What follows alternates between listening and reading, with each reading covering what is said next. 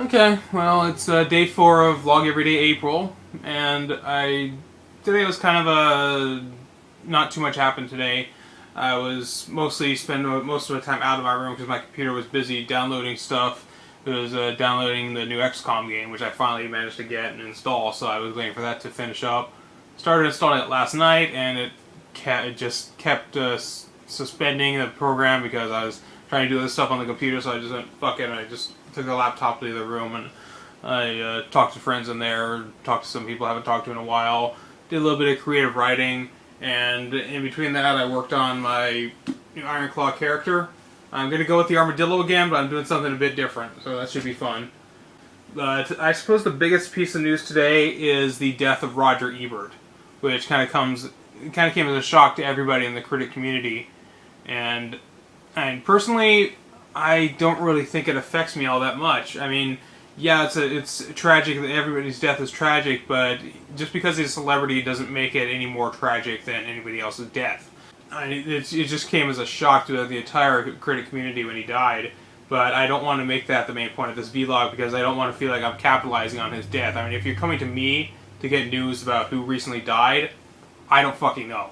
I don't keep up on this stuff. I have my own things to worry about. I understand when news happens, but a lot of stuff doesn't tend to hit me really hard unless it's a very, very personal story. And as great as Roger Ebert was, the whole Siskel and Ebert thing, they were an entire generation of getting people into what movies can be about. But that era ended when Siskel died. I guess what I'm saying is that the magic was gone years ago. And I guess this is just a sign that it really is gone now. That was like the last remnant. That it really is the end of that era. And even though it had ended many years ago, this was the final blow to it. With Roger Ebert gone, it's just about, I don't even know who the current reviewers are. I guess the sign is that it's people like us that are reviewing the world now, that are reviewing movies, modern TV, not just internet personalities, but just anybody. Anybody can go on to something like Rotten Tomatoes or even Yahoo and just put out their thoughts on a movie, and they can help shape what people are feeling about it. And stuff like The Host, which has like a rating of like 5 on Rotten Tomatoes, that's getting such horrible reviews.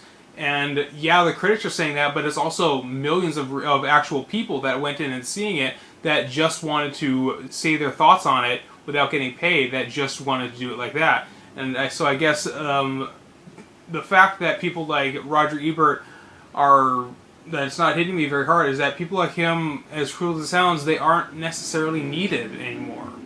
And I know it's great to have people that you trust their opinion, but it's often you can only make the decision for yourself.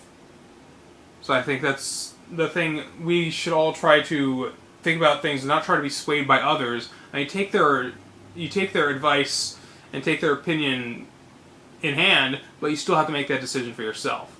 And I know Roger Ebert wasn't the type to be swayed by peer pressure. I mean, he was kind of got a lot of flack in the video game community when he said that video games cannot possibly be art. And a lot of people hated him for that. But I know that a lot of them are kind of putting their differences aside right now for that. Again, I'm not saying that I was trying to avoid trying to make this vlog about that, but that really is the biggest news today. So, what can I say? Thumbs up. I guess I'm gonna go play some XCOM now. Everybody take care.